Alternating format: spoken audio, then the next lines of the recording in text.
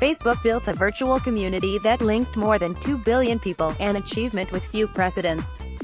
Now the social network is building a real community, the kind you can walk around. Menlo Park, California, John Pennanes, Facebook's vice president for real estate, is showing off the company's plans for expansion.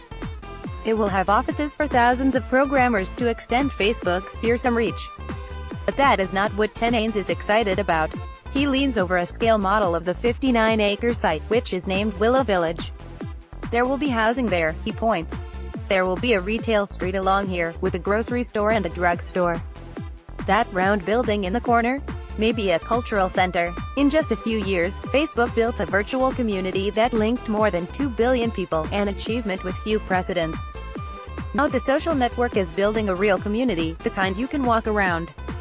Facebook, Pennanes says, has a dual mission. We want to balance our growth with the community's needs. Willow Village will be wedged between the Menlo Park neighborhood of Bellhaven and the city of East Palo Alto, both heavily Hispanic communities that are among Silicon Valley's poorest. Facebook is planning 1,500 apartments, and it has agreed with Menlo Park to offer 225 of them at below-market rates. The most likely tenants of the full-price units are Facebook employees, who already receive a 5-figure bonus if they live near the office. The community will have 8 acres of parks, plazas and bike pedestrian paths open to the public.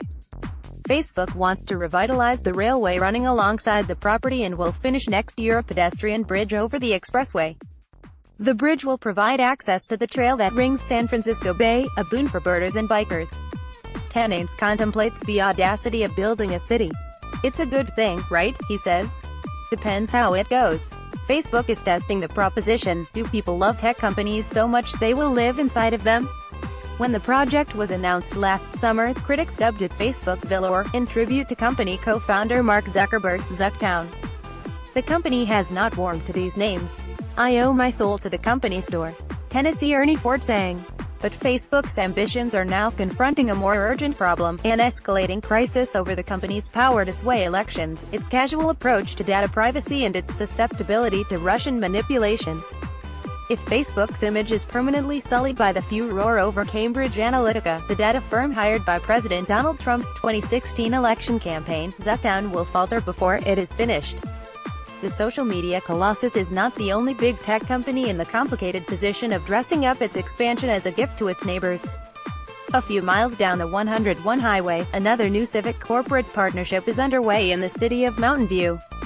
Google is promising to place the public in the very heart of Google's vibrant community.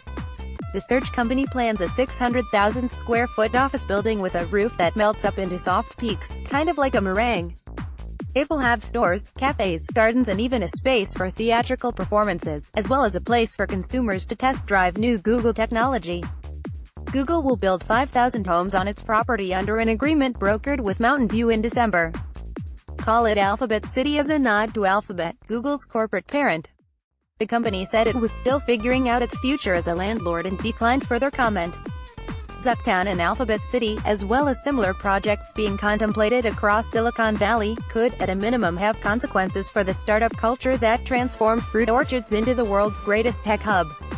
Silicon Valley was built by engineers jumping from company to company. That drove the innovation that sped the rise of some firms and hastened the demise of others. As workers begin to literally live at the office, they will inevitably be more beholden to bosses who also collect the rent. After all, it is much harder to find a place to live in Silicon Valley than a new job. Turnover may slump, and so might the turnover in ideas.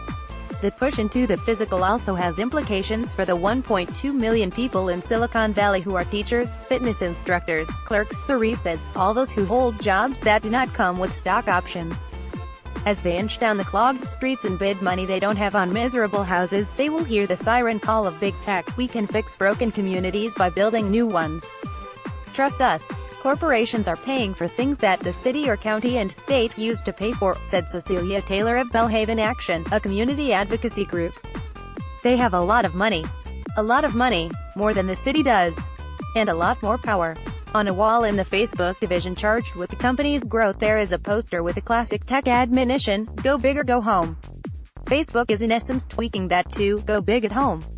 About 12,000 of its 25,000 employees work in Menlo Park.